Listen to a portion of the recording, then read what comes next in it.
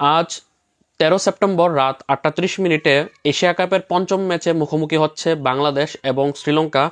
এশিয়ায় ইন্ডিয়া পাকিস্তান এই দুই দলকে প্রতিদ্বন্দ্বী বা সেরা চিরপ্রতিদ্বন্দ্বী বলা হলেও বর্তমান সময়ে কিন্তু বাংলাদেশ শ্রীলঙ্কা ম্যাচই কিন্তু সবচেয়ে বেশি জমজমাট ম্যাচ হয়ে থাকে।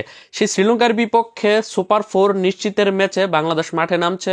বাংলাদেশ কিন্তু গত 11 সেপ্টেম্বর কিন্তু হংকংকে হারিয়েছে 7 উইকেটে, যদিও সেই ম্যাচের জয় নিয়ে কিন্তু মানুষের খুশি থেকে বেশি হতাশ, কারণ আমরা কিন্তু নেট রান রেটটা বাড়াতে পারিনি। আমাদের যে ম্যাচটা আমরা 14-15 ওভার শেষ করতে পারতাম সেটা আমরা 17 ওভার 4 বল নিয়ে আমরা কিন্তু শেষ করেছি।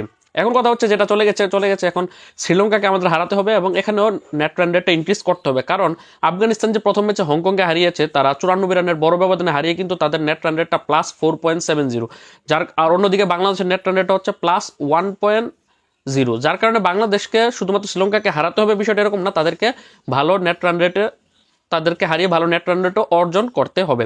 এখন কথা হচ্ছে নেট রান রেট তো পরে শ্রীলঙ্কার বিপক্ষে বাংলাদেশ জয়লাভ করতে পারবে কিনা।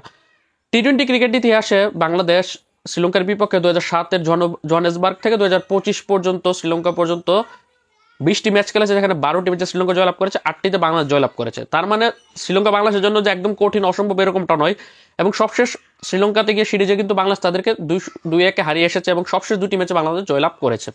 তার মানে শ্রীলঙ্কাকে হারানো একদমই অসম্ভব না। এবং বাংলাদেশ শ্রীলঙ্কার বাইরে নেট নিউট্রাল ভেন্যুতে এখন পর্যন্ত বাংলাদেশ এবং শ্রীলঙ্কা 4টি ম্যাচ খেলেছে, যার মধ্যে শ্রীলঙ্কা 3টিতে জয়লাভ করেছে, বাংলাদেশ 1টিতে জয়লাভ করেছে। আবার ওই একটি ম্যাচ হচ্ছে সবশেষ যেই বাংলাদেশ শ্রীলঙ্কার বাইরে যে নিউট্রাল ভেন্যুতে খেলা হয়েছিল 2024-এ, সেখানে কিন্তু বাংলাদেশ ডালাসে তাদেরকে হারিয়েছে। তার মানে বাংলাদেশ ভালো একটা অবস্থানে আছে। এখন কথা হচ্ছে শ্রীলঙ্কার বিপক্ষে বাংলাদেশের একাদশ কিরকম হবে। হংকংয়ের সাথে যে একাদশটা ছিল সেটা কি পুনরাবৃত্তি ঘটবে নাকি সেখান থেকে পরিবর্তন হবে। এর মধ্যে একটা পরিবর্তন হওয়ার পেছনে তো সবাই লেগে আছে, সেটা হচ্ছে তাহিদ হৃদয়কে একাদশ থেকে বাদ দেওয়ার জন্য। এখন কথা হচ্ছে তাহিদ হৃদয়কে বাদ দিলে কি আমরা জিতে যাবো, বিষয়টা এরকম না। কিন্তু আমাদের দুই ওপেনার কিন্তু ভালো করতে পারেনি। ইমন এবং তামিম কিন্তু গত ম্যাচে একজন 14 বলে 19 করেছে ইমন, এবং তামিম কিন্তু করেছে 18 বলে 14। তাদেরকে ফর্মে ফিরতে হবে এবং তারা দুজনই কিন্তু আমাদের এই আজকের শ্রীলঙ্কার বিপক্ষে ম্যাচে কিন্তু তারা দুইটা ওপেন করবে।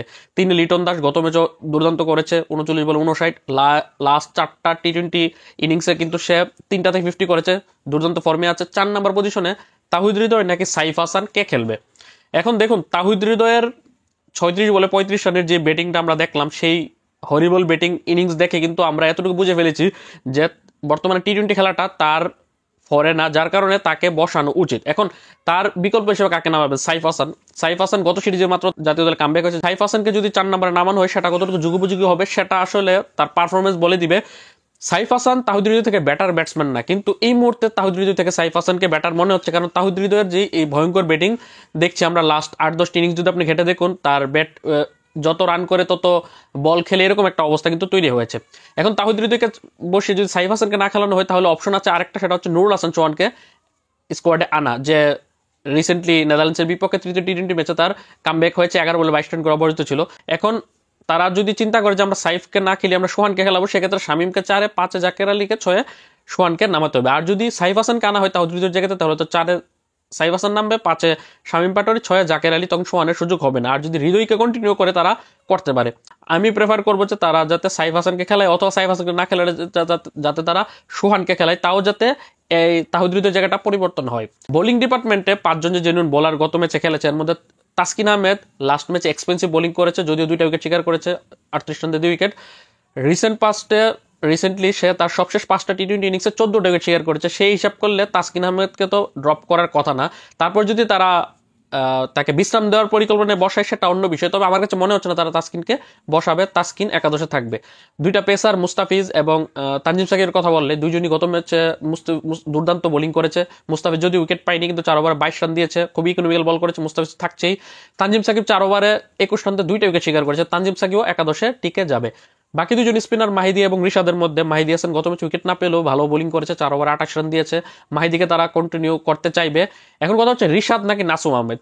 রিশাদ গত ম্যাচে 4 ওভারে 31 রান 2টা উইকেট শিকার করেছে, তারা কি রিশাদকে রাখবে নাকি লেফট আর্ম স্পিনার নাসুমকে আনবে, সেটা দেখার বিষয়। এই জায়গাটাতে আমার শঙ্কা রয়েছে যে এই জায়গাতে তারা হয়তো নাসুমকেও খেলিয়ে দিতে পারে শ্রীলঙ্কার বিপক্ষে, তবে যদি 2 উইকেটের পারফরমেন্স দেখে তাহলে রিশাদও খেলতে পারে। আপনাদের কাছে কি মনে হয় যে একাদশটা কিরকম হতে পারে? আমি তো একাদশটা একটু ভেঙে চুরে বললাম যে একটা পরিবর্তন হবে, সেটা হচ্ছে তাহিদ হৃদয়ের জায়গাতে সাইফ বা সোহান আসতে পারে একাদশে, আর বোলিং এর রিশাদ পরিবর্তন হতে পারে অথবা ঋষাদও থেকে যেতে পারে। আর ওভারঅল সবকিছু বললে শ্রীলঙ্কা বাংলাদেশ ম্যাচে শ্রীলঙ্কা ফেভারিট নয়, বাংলাদেশও ফেভারিট নয়, কিন্তু বাংলাদেশ যেহেতু লাস্ট সিরিজে তাদেরকে শ্রীলঙ্কাতে হারিয়ে এসেছে এবং লাস্ট টি-20 বিশ্বকাপে ডালাসে বাংলাদেশ তাদেরকে হারিয়েছে একটা নিউট্রাল ভেন্যুতে, সেই হিসাব করলে বাংলাদেশই কিছুটা কিন্তু এগিয়ে থাকবে। তারপর আপনার মতামত অবশ্যই কমেন্ট বক্সে লিখে পাঠাবেন এবং বাংলাদেশ শ্রীলঙ্কা ম্যাচে আজকে কোন দল জয়লাভ করবে সেটা অবশ্যই কমেন্ট বক্সে লিখবেন। তো ভালো থাকুন, সুস্থ থাকুন, পরবর্তী ভিডিওর অপেক্ষায় থাকুন। আল্লাহ হাফেজ।